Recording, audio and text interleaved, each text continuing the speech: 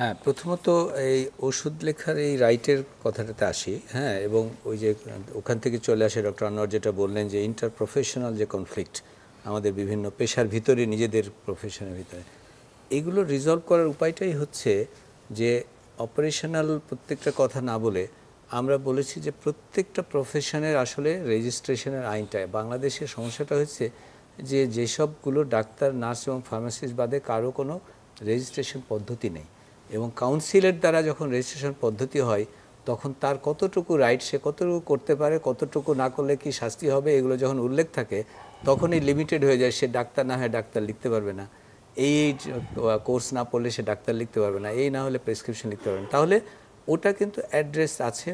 এই আইনগুলো দ্রুত করতে হবে। আইন ছাড়া কিন্তু আপনি যতই মুখে আমরা নীতিমালা বলি, লিখি বলি, তাদের হবে না। সো আইনের কথা আছে, ওখানে এটা রিজলভ করবে। সেকেন্ড পয়েন্ট যেটা হলো যে আমাদের এই যে জেনেরিক বিষয়টা, এই জেনেরিক বিষয়টা হচ্ছে যে এসেনশিয়াল ড্রাগ দিয়ে আমাদের আসলে শুরু করতে হবে 20%, ধীরে ধীরে অভ্যাসটায় যেতে হবে।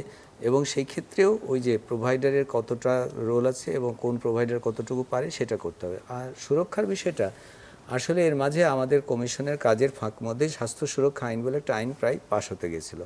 আমরা যখন একটা ডিটেলে স্টাডি করলাম তখন দেখলাম 1982 সালের অর্ডিন্যান্সটাকে রিপ্লেস করার জন্য এই আইনটা লিখেছে, এবং সেখানে অজস্র কথা এত হয়ে গেছে যে যেটা উদ্দেশ্যে যে ডাক্তাররা এবং প্রোভাইডাররা, নার্সরা, স্বাস্থ্যসেবা প্রদানকারীরা অনেক জায়গায় মার খাচ্ছিলেন, তাদের সুরক্ষা নিয়ে যেহেতু প্রশ্ন উঠেছিল, সেটা না করার পরিবর্তে একটা বিশাল কাহিনী করে ফেলেছে। তো আমরা ওটা স্টপ করে এখন যেটা আইনটা বলেছি যে স্বাস্থ্যসেবা প্রদান গ্রহণকারী এবং স্বাস্থ্যসেবা প্রদানকারী সুরক্ষা আইন, আলাদা একটা আইন করতে হবে, যে আইনের মধ্যে আসলে খুব স্পষ্টভাবে শুধু ব্যক্তি না, প্রতিষ্ঠান, সেই প্রতিষ্ঠান কীভাবে প্রোটেক্টেড থাকবে তার বিধানগুলোকে চূড়ান্তভাবে। কিন্তু রোগীদের অভিযোগ নিষ্পত্তির কী হবে? হ্যাঁ, সেটাও আছে।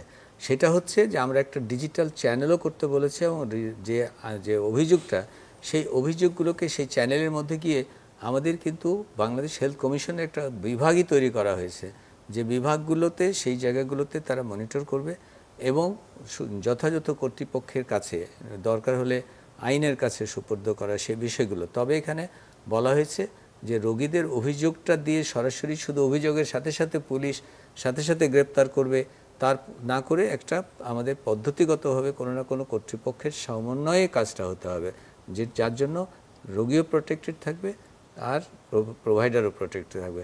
রোগীর আমরা অ্যাড্রেস গ্রিভেন্স কী বলে, গ্রিভেন্স অ্যাড্রেস সিস্টেমটাকে অত্যন্ত গুরুত্ব এবং ডিজিটালাইজ কথা বলছে, খুব কুইকলি যাতে হয়। এবং বিএমডিসি বা এই ধরনের যেসব প্রতিষ্ঠান ডাক্তারদেরকে সুশাসনের দিকে নিয়ে যায়, সেটাকে ডিসেন্ট্রালাইজ করার কথা বলা হয়েছে, যে যাতে ঢাকায় এসে অভিযোগ জানাতে হবে না, যেখানে আছে তার কাছাকাছি যেন অভিযোগ জানাতে